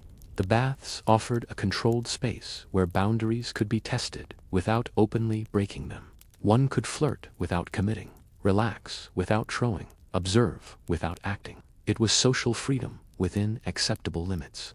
This tension never fully resolved. The baths remained places of pleasure, shadowed by judgment. They reflected Rome's ongoing struggle to reconcile desire with discipline. And in that struggle, the baths did not corrupt Roman society. They simply revealed it. For all their grandeur, Roman baths were not equally experienced by everyone. Entry was cheap, sometimes even free, but equality stopped at the door. The baths reflected Roman society as it was, not as it claimed to be. They welcomed the masses while quietly reinforcing who mattered most. Freeborn men enjoyed the greatest freedom. They moved confidently, spoke openly, and occupied central spaces without apology. Freed men followed close behind, eager to be seen participating fully in Roman life. Bathing was one of the clearest markers that someone belonged. To bathe publicly was to signal acceptance of Roman customs, values, and rhythms. The baths helped turn former outsiders into Romans, at least on the surface. Slaves, however, inhabited a strange in-between. Many attended the baths as attendants, rather than bathers, carrying oils, towels, and scrapers. They heard conversations, but could not join them. Their presence was essential, yet invisible. Some slaves were allowed to bathe during off hours, but this was a privilege, not a right. Even in leisure spaces, hierarchy remained intact. Women's access varied widely across time and place. Some baths had separate facilities or designated hours. Others offered mixed bathing, sparking controversy. Elite women navigated these spaces carefully, balancing visibility with reputation. Too much presence invited gossip. Too little suggested withdrawal from society. For lower status women, the baths offered rare access to communal space, but also exposure to judgment. Children and the elderly attended as well, each navigating expectations. Children learned social norms early, observing how bodies were judged and behavior monitored. The elderly, though respected, were often sidelined. Their presence reminded others of decline, something Roman culture preferred to keep distant. The baths also excluded by timing. Not everyone could attend during peak hours. Laborers came late or early. The elite arrived when it suited them. Time itself became a marker of status. Who bathed when mattered almost as much as who bathed where. Despite these divisions, the baths created a shared civic rhythm. People from different backgrounds crossed paths daily. Even brief proximity fostered familiarity. Rome relied on this. Shared spaces softened tensions without eliminating inequality. The baths were inclusive enough to unify, exclusive enough to control. They offered access while preserving order. In doing so, they became one of Rome's most effective tools for maintaining social cohesion. Not by erasing hierarchy, but by normalizing it through daily routine. Roman baths endured because they solved multiple problems at once. They cleaned bodies just enough, entertained minds constantly, and kept people talking in spaces the state could quietly monitor. This combination made them far more than leisure facilities. They were instruments of stability disguised as comfort. By bringing citizens together daily, the baths softened class tension without eliminating hierarchy. Everyone shared heat and water, but not influence. That balance mattered. A society where people never mix becomes brittle. A society where differences vanish becomes unstable. The BS maintained the illusion of unity. While preserving structure, Rome excelled at this kind of compromise. They also trained Romans in public behavior. How to speak casually without revealing too much. How to listen without reacting. How to navigate desire, rivalry, and ambition under watchful eyes. These were not taught formally. They were absorbed through repetition. The baths were classrooms without lectures, where social survival skills were practiced daily. Even gossip served a function. Rumors allowed tension to vent harmlessly before boiling over. Complaints could circulate without turning into rebellion. Ambitions could be tested quietly. Information flowed constantly, giving Rome a sense of itself in real time. The BS acted as a civic nervous system, transmitting signals long before crisis became visible. As the empire evolved, baths multiplied across provinces. They carried Roman habits, values, and expectations into new territories. To build baths was to announce civilization. To use them was to participate in it. Local elites adopted bath culture eagerly, understanding its social advantages. The baths became tools of cultural assimilation, making Rome feel familiar, even far from the capital. Over time, other institutions changed. Politics shifted. Religions rose and fell. But the bathhouse endured longer than most, precisely because it met everyday needs. People might disagree about laws or gods, but everyone liked warm water, conversation, and being seen. In the end, Roman baths mattered not because they were clean, but because they were connective. They bound individuals into routines, habits, and shared spaces. They made Rome feel present in daily life, not just in monuments or armies. When the baths eventually fell silent, something larger had changed. Not just infrastructure, but the social glue that held public life together. The steam faded, the gossip stopped, and Rome lost one of its most subtle sources of power. Cleanliness was optional, conversation was not. And it was conversation echoing off marble walls that kept Roman society flowing for centuries. Kaiden were not stories told casually to pass the time. In Edo, Japan, they were experiences carefully staged to unsettle both the mind and the spirit. These ghost tales were often shared at night in quiet rooms, lit only by candles, when the boundary between the visible and the unseen felt thinnest. The most famous format was the Hayaka Monogatari Kadangai, the gathering of 100 ghost stories. With each tale, a candle was extinguished. As the room grew darker, fear was expected to grow stronger. This was not about cheap thrills. Kaiden were rooted in the belief that stories had power. Words could summon attention from the spirit world. Silence darkness, and anticipation mattered as much as the tale itself. By the final story, the room was meant to be nearly black, forcing listeners to confront their own imagination. If something appeared in the darkness, it was unclear whether it came from the story or from somewhere else entirely. Addo society was orderly on the surface. Rules governed class, behavior, clothing, and movement. Kaiden offered a controlled way to explore what lay beneath that order. They allowed people to speak about violence, betrayal, and injustice without directly challenging authority. A ghost could say what a living person could not. Fear became a socially acceptable outlet.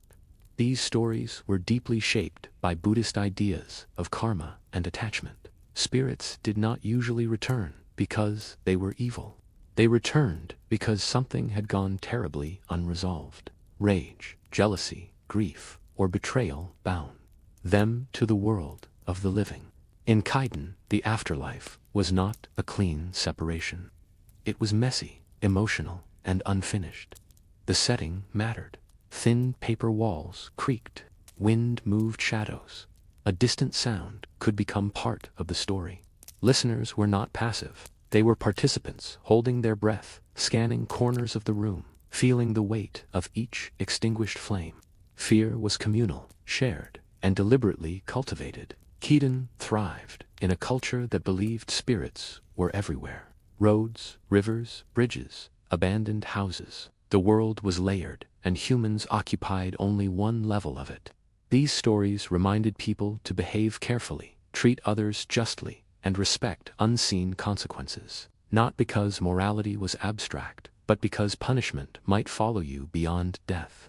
By the time the last candle went out, the room was silent. No one laughed. The stories were over, but the fear lingered. That lingering feeling was the point. Kaiden were meant to follow you home. At the center of Edo period, Kaiden stands the Inryo, the most feared type of ghost in Japanese folklore. These spirits were not born monsters. They were created by injustice. An Inryo was a human being who suffered so deeply in life that death did not loosen their grip on the world. Betrayal, humiliation, abandonment, or abuse became emotional chains strong enough to anchor the soul among the living. What made Enryo terrifying was not their appearance alone, but their moral logic. They did not haunt randomly. They returned with purpose. In Buddhist thought, intense attachment and unresolved emotion could warp the soul, preventing rebirth. Rage, especially, was seen as corrosive. When carried into death, it transformed grief into something dangerous. The Inryo was not evil by nature. It was unfinished.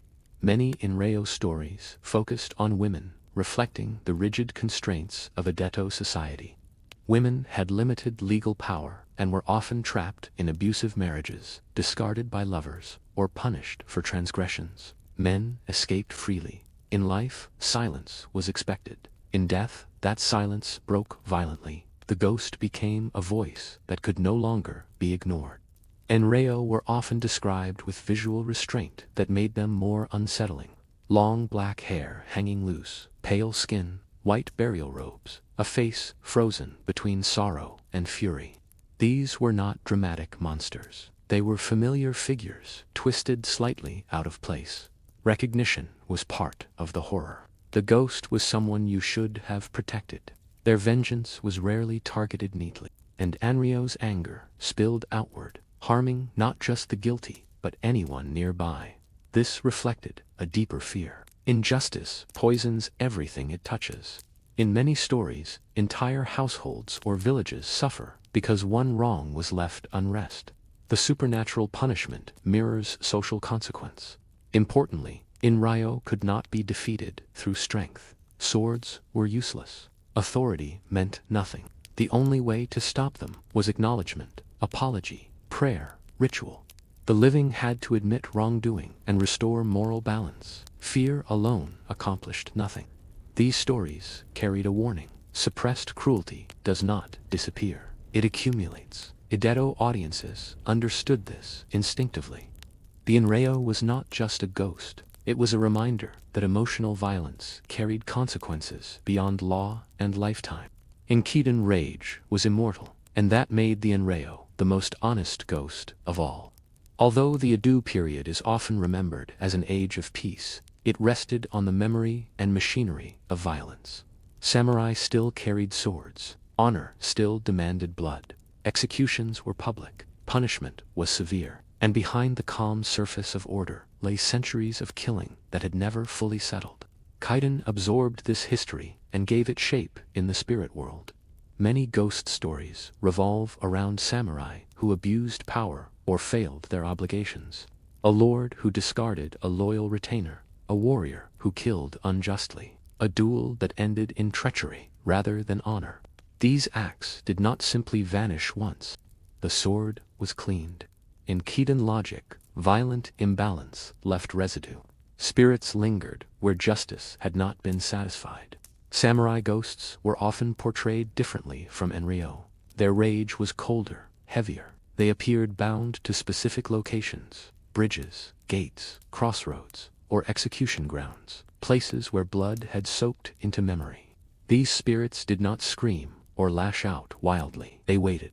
Their presence was felt rather than seen, like pressure in the air. The fear here was not of chaos, but of obligation. Samurai culture emphasized loyalty, hierarchy, and duty above all else. Failing those principles carried consequences even beyond death. A ghost might return, not to seek revenge, but to reenact unfinished duty, guarding a bridge forever, challenging passers-by, repeating a final moment endlessly. Kaiden used these figures to question the moral cost of violence wrapped in ceremony. Killing in the name of honor did not always produce peace. Sometimes it produced haunting. The stories suggested that ritualized violence still wounded the soul, even when socially justified. Common people listened carefully to these tales. Samurai authority was absolute in life. Ghost stories were one of the few spaces where that authority could be quietly challenged. A cruel lord might escape punishment while alive, but death leveled the hierarchy. In the spirit world, rank offered no protection. Buddhist influence shaped these narratives deeply. Violence created karmic weight. That weight had to go somewhere. If it was not resolved through repentance or ritual, it lingered. Hauntings were not supernatural anomalies, they were consequences. Through samurai ghosts, Kaiden reminded listeners that peace enforced by the sword was fragile. Beneath polite order lay unresolved bloodshed, waiting to surface. The spirits were not interruptions of history, they were history refusing to stay buried. Not all Edo period ghosts returned in rage or armor. Some arrived quietly, almost gently, and that subtlety made them far more disturbing. Among the most unsettling figures in Kaiden were the faceless women, spirits who appeared normal at first glance and only revealed their absence of identity at the final moment. These stories relied less on violence and more on the collapse of expectation. A traveler might meet a woman on a dark road. She would speak politely, perhaps ask for directions, perhaps warn of danger ahead. Nothing seemed wrong. Only when the listener looked closer would the illusion break. Where her face should be, there was nothing. Smooth skin, blank emptiness, no eyes, no mouth, no expression. The horror came not from what she did, but from what was missing.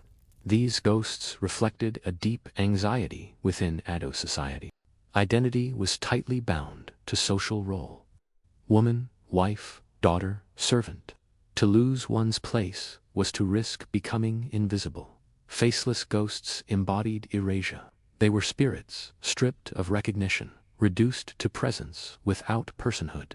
In some versions, the faceless woman was a victim of abandonment or neglect. In others, she represented the fear of urban anonymity. Edo cities were growing rapidly. People moved, disappeared, reinvented themselves. Kaiden transformed that unease into supernatural form. The ghost without a face was the ultimate stranger, familiar enough to approach, empty enough to terrify.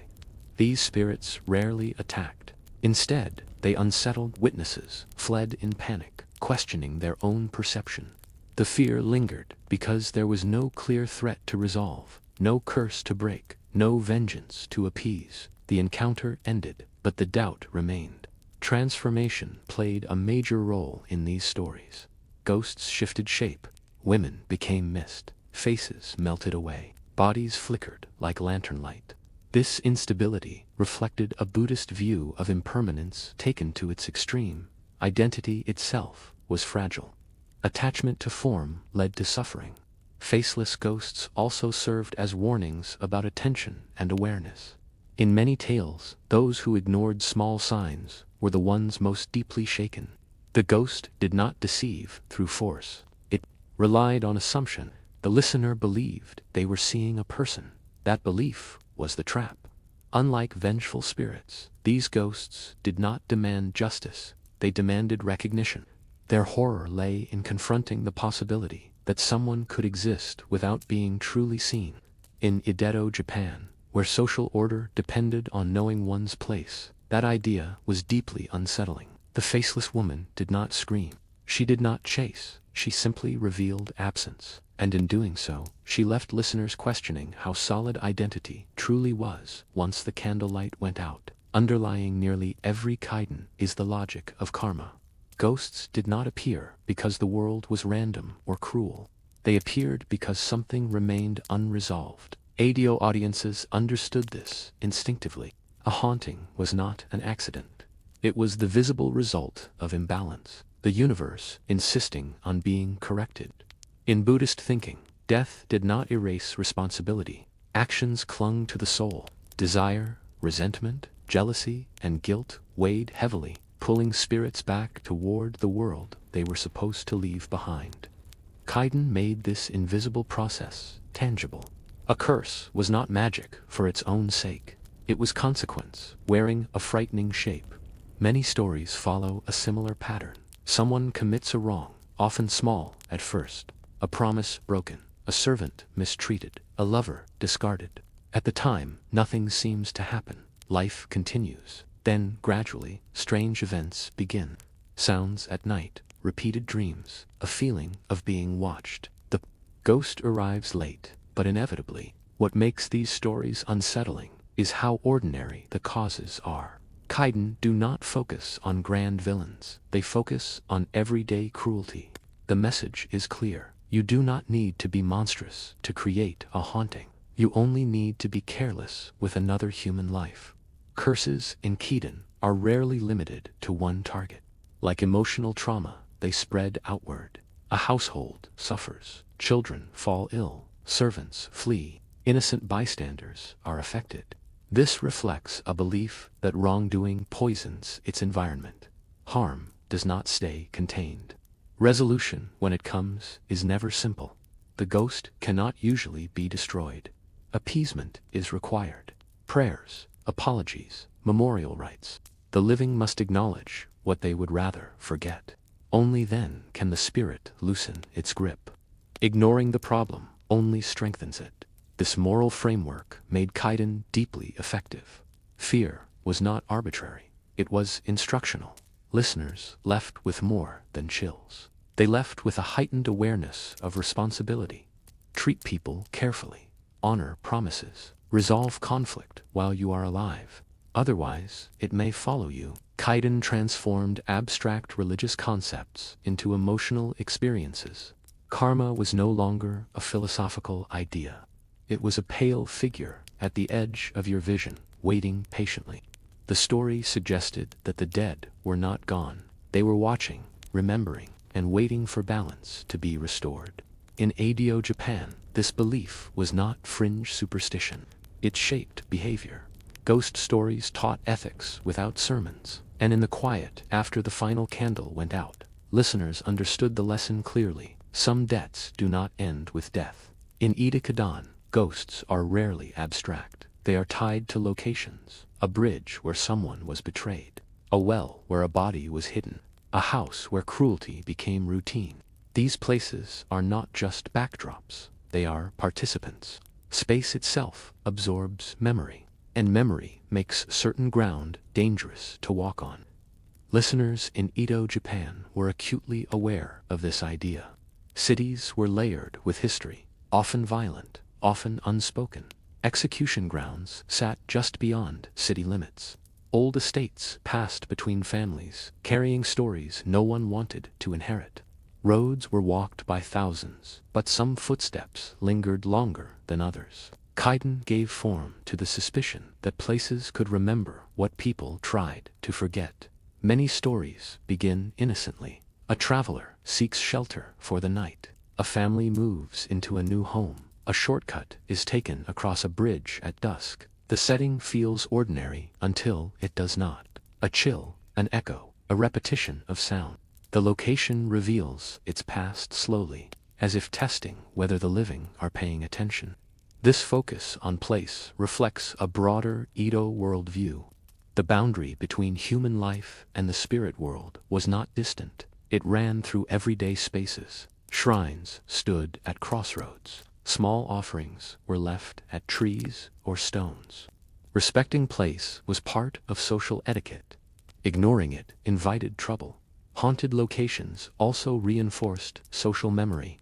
A bridge haunted by a betrayed samurai reminded listeners of loyalty. A well haunted by a murdered servant warned against abuse. These stories preserved moral lessons in geography. Even if names were forgotten, the place endured as a warning. Importantly, these locations were not always avoided. People continued to cross the bridge, live in the house, draw water from the well. Fear existed alongside necessity. This tension made the stories more believable. Life did not stop because of ghosts. It adapted cautiously. In some tales, the haunting fades when the place is acknowledged properly. A memorial is built. Prayers are offered. The story is told openly. Silence, not presence, is what feeds the ghost. When a place's history is recognized, the spirit loosens its hold. Kaiden taught listeners to move carefully through the world, not because danger was everywhere, but because meaning was. Every path carried echoes. Every structure had a past. The living shared space with what came before them, whether they admitted it or not. In Edo, Japan, haunted places were not warnings to flee. They were reminders to remember. By the Edo period, kaiden were no longer confined to private candlelit gatherings. They became a form of popular entertainment, circulating through books, theater, and public storytelling events. Illustrated collections of ghost tales sold widely, their images lingering in the mind long after the page was turned. Kabuki plays adapted famous hauntings, transforming fear into spectacle. And yet, even as kaiden became more accessible, they never lost their seriousness. People did not listen to ghost stories simply to be frightened. Fear served a purpose. It sharpened attention. It reinforced memory. A lesson wrapped in terror stayed with you longer than one delivered calmly. Edo audiences understood this intuitively. Kaiden were thrilling, but they were also instructional, shaping behavior through emotional impact. Many stories followed a familiar structure. A wrong is committed. Life continues as if nothing happened. Then consequences arrive slowly, inevitably. This pattern mirrored real life more closely than moral sermons ever could. Injustice often goes unpunished in the moment. Guilt lingers quietly. Kaiden acknowledged this uncomfortable truth, then carried it one step further. If justice failed in life, it would not fail forever. Children heard these stories, too, though often softened. The message was still clear. Be careful how you treat others. Respect the dead. Mind your promises. Fear taught restraint where authority could not always reach. In a society built on order, kaiden reinforced boundaries without requiring constant enforcement. Entertainment also provided distance. By framing fear as story, people could explore it safely. They could confront death, betrayal, and violence without experiencing them directly. This made kaiden emotionally useful. They allowed listeners to rehearse anxiety, grief, and moral doubt in controlled settings. Importantly, kaiden rarely ended with triumph. There was no heroic victory over evil. Resolution came through acknowledgement, ritual, or acceptance. Sometimes it did not come at all. This lack of closure distinguished kaiden from simple horror. The unease lingered intentionally, encouraging reflection rather than relief. As ghost stories spread through Edo culture, they became shared reference points. Everyone knew certain tales. Mentioning a haunted bridge or vengeful spirit carried meaning instantly. Fear became communal knowledge, binding people together through shared imagination. In this way, kaiden balanced pleasure and discipline. They entertained while reinforcing values. They frightened while teaching caution. Edo Japan did not see these functions as contradictory. Fear, when shaped by story, was a tool, and kaiden wielded it carefully, ensuring that long after the performance ended, listeners carried the lesson home with them in the dark. As Edo Japan gave way to modernization, kaiden did not disappear. They adapted. The candle-lit rooms faded, but the stories found new vessels. Printed collections preserved classic hauntings. Woodblock prints fixed ghostly images into the public imagination. Later, film and literature carried kaiden into entirely new eras, proving that the fear they evoked was not tied to time or place. What changed was not the ghosts, but the audience. As society modernized, belief in spirits shifted from certainty to suspicion. Yet kaiden remained effective precisely because they never depended on literal belief. You did not need to believe in ghosts to feel the unease they created. The stories spoke to emotional truths that remained intact: guilt, loss, injustice, and the fear of consequences that arrived too late.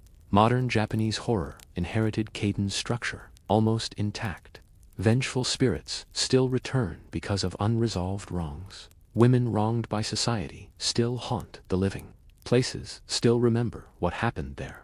Even when the setting becomes urban apartments or empty subways, the logic remains the same. Something was ignored. Now it demands attention. What makes kaiden so durable is their restraint. They rarely rely on shock alone. Horror unfolds slowly. The supernatural intrudes quietly. Silence matters. Absence matters. This pacing influences modern storytelling far beyond Japan, shaping global horror aesthetics that favor atmosphere over spectacle. Kaiden also resists simple moral resolution. Modern audiences are accustomed to clear villains and victories. Kaiden deny that comfort. The ghost is often justified. The living are often complicit. Resolution, when it occurs, feels incomplete. This ambiguity feels increasingly relevant in a world where harm is complex and accountability often delayed. Even skepticism does not weaken kaiden. In some ways, it strengthens them. When ghosts are no longer accepted as literal, they become metaphors. Trauma that refuses to fade. History that will not stay buried. Social wounds passed quietly between generations. The haunting becomes psychological, but no less powerful.